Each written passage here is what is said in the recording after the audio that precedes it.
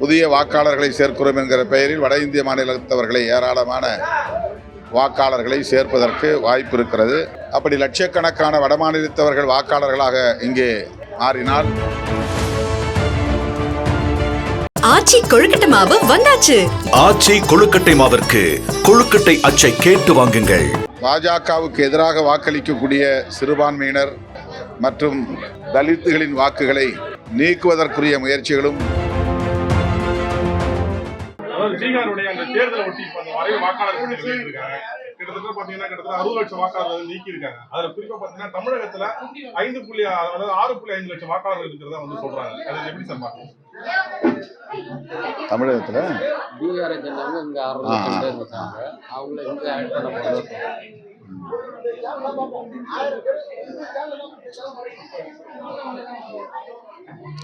பீகாரில் நடைபெறவுள்ள சட்டமன்ற பொதுத் தேர்தலை ஒட்டி தேர்தல் ஆணையம் ஸ்பெஷல் இன்டென்சிவ் ரிவிஷன் என்கிற பெயரில் வாக்காளர் பட்டியல் தீவிர திருத்த நடவடிக்கையில் ஈடுபட்டு வருகிறது. இதில் சிறுபான்மையினர், தலித்துகள், பழங்குடிகள் போன்ற மக்களின் வாக்குகளை நீக்கும் நடவடிக்கையில் ஈடுபட்டு வருவது தெரிய வந்திருக்கிறது. ஆதார் அட்டை எண் உள்ளிட்ட பல ஆவணங்களை கோருகிறார்கள்.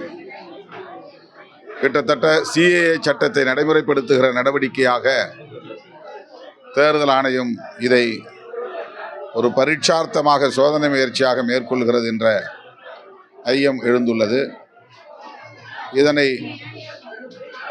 விரிவாக விவாதிக்க வேண்டும், நாடாளுமன்றத்தின் இரு அவைகளிலும் விவாதிக்க வேண்டும் என்று வலியுறுத்தி காங்கிரஸ் உள்ளிட்ட அனைத்து எதிர்க்கட்சிகளும் கோரிக்கை விடுத்து வருகிறோம்.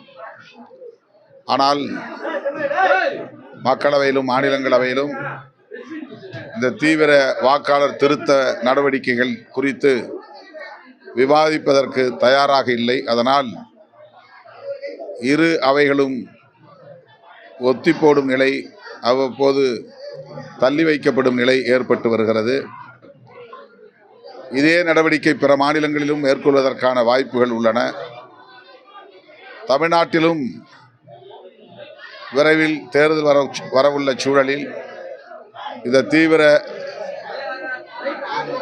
திருத்த நடவடிக்கை, வாக்காளர் பட்டியல் திருத்த நடவடிக்கை தமிழக வாக்காளர்களிடையேயும் பாதிப்பை ஏற்படுத்தும் என்கிற சூழல் உள்ளது. குறிப்பாக வட மாநிலங்களிலிருந்து வருகை தந்திருக்கிற, இங்கே வந்து வேலை செய்து கொண்டிருக்கிற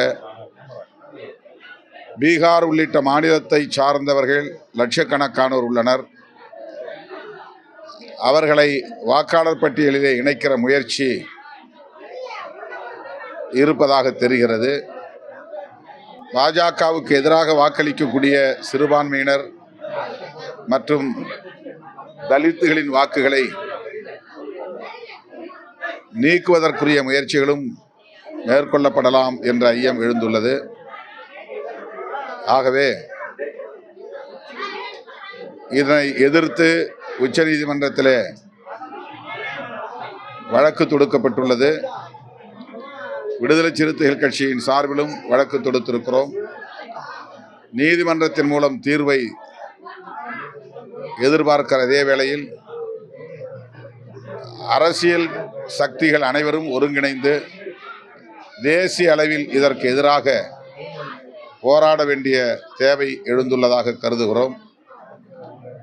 திராவிட முன்னேற்றக் கழகம் மதசார்பற்ற முற்போக்கு கூட்டணிக்கு தலைமை வகிக்கிற ஒரு கட்சி, இந்தியா கூட்டணியில் இடம்பெற்றுள்ள ஒரு முக்கியமான கட்சி. எனவே இது குறித்து அனைத்து கட்சி கூட்டத்தை கூட்டி மாண்புமிகு முதல்வர் அவர்கள்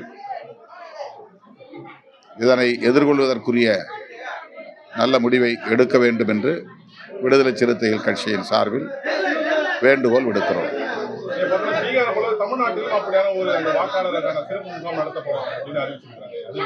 அதுதான், அது நடக்கும் என்பதுதான் எல்லோருடைய எதிர்பார்ப்பு.